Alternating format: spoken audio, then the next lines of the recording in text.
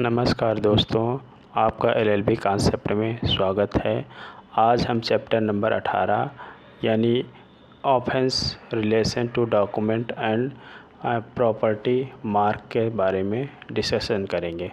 तो आईपीसी की धारा 463 कहती है कि कूटकरण करना, कूटकरण यानी उसी के जैसा बना देना।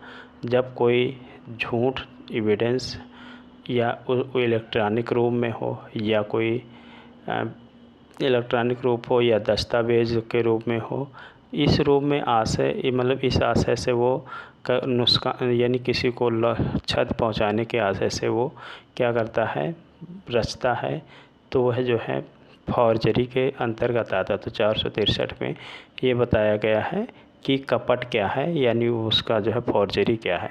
464 धारा आईपीसी की धारा 464 में ये कहा गया फॉल्स मिथ्या दस्तावेज़ रचना। अब उस व्यक्ति के बारे में बताया गया है कि वह जो है जो दस्तावेज़ है वो झूठ है। पहला क्या है, बेईमानी, उसका जो मिन्सरिया है उसका आशय है बेईमानी। फिर इसके बाद उस दस्तावेज़ के किसी भाग को मतलब कोई सिग्नेचर है या उस पर कुछ लिख देता है या इलेक्ट्रॉनिक किसी अभिलेख के कारण रचित करता है, तो सब उसी में आ जाएंगे।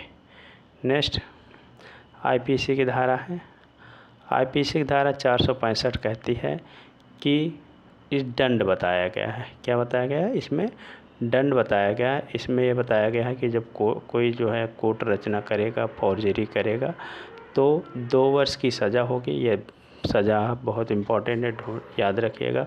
या जुर्माना होगा, या जुर्माना और जो है सज़ा दोनों एक साथ, जुर्माना और जेल दोनों एक साथ हो सकती है। आईपीसी की धारा 466 में भी ये कहती है कि न्यायालय के अभिलेख की या लोक रजिस्टर आदि की कूटकरण करना, यानी न्यायालय का कोई जो है न्यायालय का अभिलेख है या रजिस्टर है, उसकी जो है उसमें छेड़छाड़ करना, उसके बारे में बताया गया है।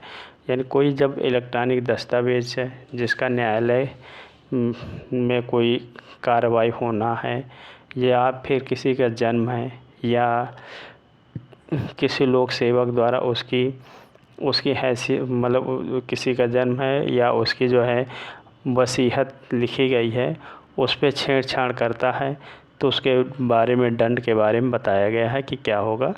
तो इसके बारे में बताया गया है कि जुर्माना होगा, जुर्माने से उसको दंडित किया जाएगा। यानी 2 साल, यहाँ पर भी 2 साल की सज़ा है, यहाँ पर भी 2 साल की सज़ा या जुर्माना या दोनों से दंडित किया जाएगा। नेक्स्ट आईपीसी की धारा लेते हैं। आईपीसी की धारा 467 में कहता है कि न्यायालय के 467 कहता है मूल्यवान प्रतिभूत बिल इच्छा आदि की कोट रचना करना। यानी मूल्यवान बिल है, प्रतिभूत है, बिल है, उसको कोटकरण करना, ये सब बताता है। जैसे suppose date A B C D ये सब ई के जो है पुत्र हैं। अब इसने क्या किया कि जब लास्ट टाइम हुआ तो इसने अपनी वसीयत में ए के नाम अपनी जायदाद लिख दिया, वह बिल बना दिया।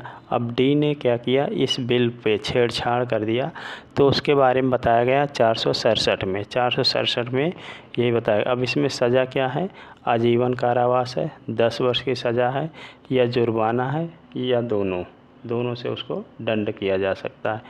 अब लाभ, धन या संपत्ति, जंगम, ये सारी इसी में अंतर्गत आ जाती हैं। अब आईपीसी की धारा 468 में ये बताया गया है कि छल का प्रयोजन, छल मतलब उसका जो है योजना बना रखी है और इस आशय से वो कूट रचना करता है क्या, तो उसको जो है कितने साल की सज़ा रहेगी, 7 साल की सज़ा होगी और जुर्माना होगा, जो भी उसको दंडनीय है, जो भी उचित होगा उससे दंडित किया जाएगा। धन्यवाद दोस्तों, आगे नेक्स्ट चैप्टर में मिलेंगे आईपीसी की नेक्स्ट धारा में।